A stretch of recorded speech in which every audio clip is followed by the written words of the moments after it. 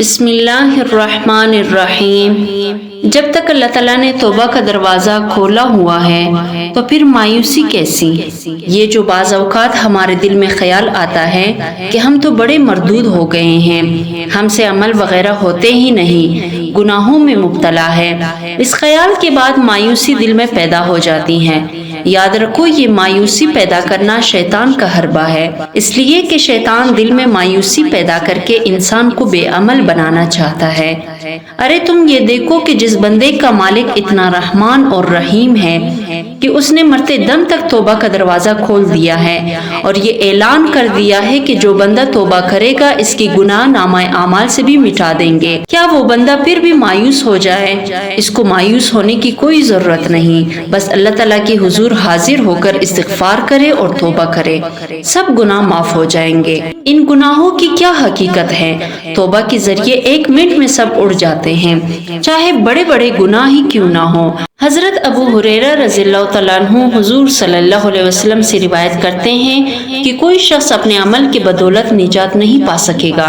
صحابہ نے عرض کیا کہ آپ بھی یا رسول اللہ؟ ارشاد فرمایا کہ ہاں میں بھی، مگر یہ کہ اللہ تعالیٰ اپنے رحمت سے مجھے ڈانپ لیں گے، سو قریب قریب رہو اور دوستی اختیار کرو، صبح و شام اور رات کی تاریکی میں میاں نروی سے محنت میں لگے رہو، منزل مقصود تک پہنچ جاؤ گے۔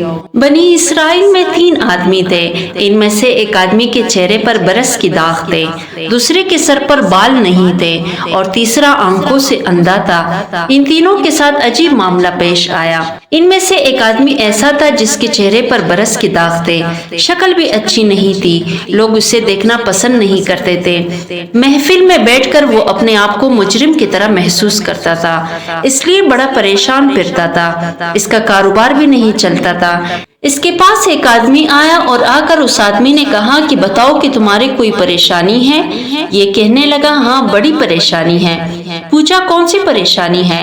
وہ کہنے لگا اللہ تعالیٰ میرے برس کی داغ ٹھیک کر دے، میرا چہرہ اس قابل ہو کہ میں لوگوں میں عزت کے ساتھ بیٹھ سکوں، اور اللہ تعالیٰ میرے کاروبار ٹھیک کر دے تاکہ میں عزت کی روزی کھا سکوں، میرے لیے یہی کافی ہے۔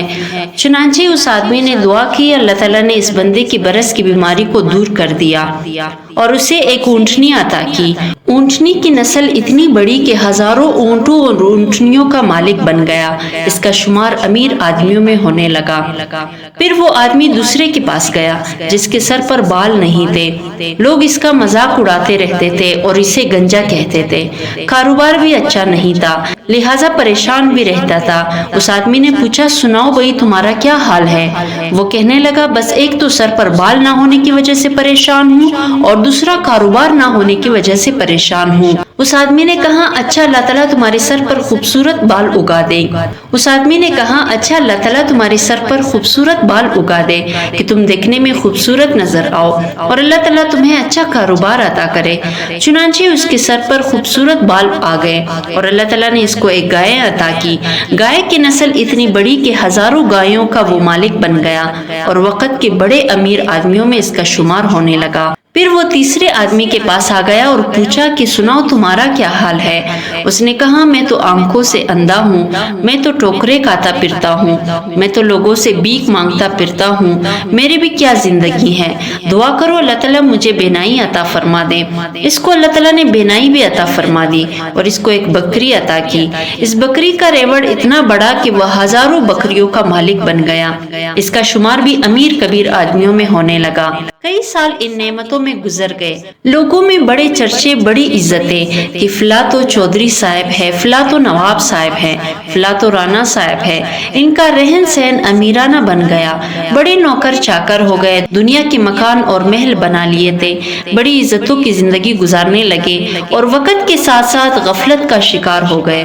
جب کافی عرصہ گزر گئے تو وہی فرشتہ پہلے کے پاس آیا اور کہنے لگا میں محتاج ہوں، میں غریب ہوں، میں آپ کے پاس آیا ہوں۔ ایک وقت تھا جب آپ کے پاس کچھ نہیں تھا، اللہ تعالیٰ نے آپ کو سب کچھ عطا کر دیا، آپ مجھے اسی اللہ کے نام پر کچھ دے دیں۔ یہ سن کر اس آدمی کو بڑا غصہ آیا، کہنے لگا تم نے یہ کیوں کہا کہ ایک وقت تھا جب تمہارے پاس کچھ نہیں تھا؟ میرا دادا امیر، میرا باپ امیر اور میں خود امیر۔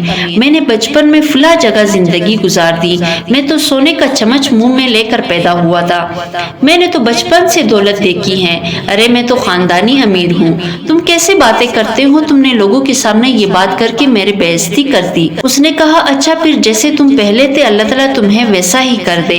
یہ کہہ کر وہ آدمی چلا گیا۔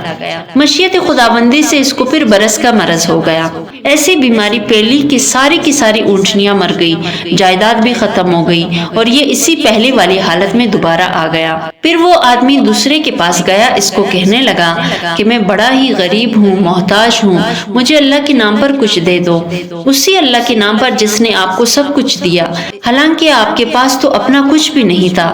وہ کہنے لگا تم نے یہ کیسی بات کی؟ ارے میں بڑا عقل مند آدمی ہوں، دنیا مجھے بڑا بزنس مین کہتی ہے، دنیا میرے فیصلے تسلیم کرتی ہے، میں نے فلاں کاروبار کیا، ایسا سودا کیا کہ مجھے اتنی بچت ہوئی، فلاں سودا کیا اتنی بچت ہوئی۔ میاں محنت سے کمایا ہے، بغیر محنت کی کچھ نہیں ملتا، تم ویسے ہی چل کر آ گئے ہو، بھوکے ننگے بن کر تمہیں کیسے مل سکتا ہے؟ ہم نے یہ محنت کی کمائی کی ہے، کوئی آسمان سے ویسے نہیں گر گیا، ہم نے دن رات اس کے پیچھے محنت کی تب ہمیں یہ ملا ہے۔ جب اس نے اس قسم کی باتیں کی تو یہ آدمی کہنے لگا اچھا جیسے تم پہلے تھے پھر اللہ تعالیٰ تمہیں ویسا ہی کر دے۔ جب اس نے بددعا کر دی تو اس کی گائیں سب کے سب مر گئی، جائیدادیں نقصان کا شکار ہو کر ہاتھوں سے نکل گئے، اس کے سر کے بال بھی گر گئے، جس حالت میں پہلے تھا اسی حالت میں وہ دوبارہ ہو گیا۔ پھر وہ تیسرے آدمی کے پاس گیا اور اس سے جا کر کہا کہ میاں میں محتاج ہوں، میں غریب ہوں، مجھے کچھ دے دو، اسی اللہ کے نام پر جس نے آپ کو سب کچھ دیا، حالانکہ آپ کے پاس تو کچھ بھی نہیں تھا۔ جیسے ہی اس نے یہ بات کہی اس آدمی پر عجیب سی کیفیت طاری ہوئی، آنکھوں سے آنسو آنے لگے اور کہنے لگا بھائی تم بالکل ٹھیک کہتے ہو، میں تو اندھا تھا، میں تو لوگوں کے سامنے ہاتھ پھیلایا کرتا تھا، میں تو در بدر کی ٹوکرے کھاتا پھرتا تھا، میں بھیک مانگتا تھا، لوگوں کے سامنے کشکول پکڑ کے جایا کرتا تھا۔ ایک دفعہ کوئی خدا کا بندہ آیا، اس نے دعا کر دی، میرے رب نے مجھے آنکھوں کی بینائی بھی عطا کر دی اور ایک بکری ایسی دی جو اتنی برکت والی تھی، آج دیکھو دونوں پہاڑوں کے درمیان جتنا ریوڑ نظر آتا ہے، یہ سب میرے مولا کا کرم ہے، یہ سب میرے مولا کی دین ہے، میرے پاس اتنا کچھ نہیں تھا، یہ کسی کی دعا لگ گئی۔ میرے دوست تم اس اللہ کے نام پر مانگنے کے لیے آئے ہو، میرا ریوڑ تمہارے سامنے ہے، تم جتنا چاہو لے سکتے ہو، میں اپنے اوقات کو کیوں بھولوں، میں تو وہی اندھا ہوں، میرے مولا نے مجھ پر کرم کیا۔ اس اجنبی شخص نے کہا تمہیں مبارک ہو، میں تو اللہ کا فرشتہ ہوں، اللہ تعالیٰ نے مجھے 3 بندوں کے پاس امتحان کے لیے بھیجا تھا، 2 بندے اپنے اوقات کو بھول گئے اور ان سے پروردگار نے نعمتوں کو واپس لے لیا، مگر تم نے اپنی اوقات کو یاد رکھا، جا اللہ تیری عزت میں اور مال میں اضافہ فرما دے۔ چنانچہ یہ آدمی بنی اسرائیل کے بڑے باعزت مال والوں میں سے بن گیا۔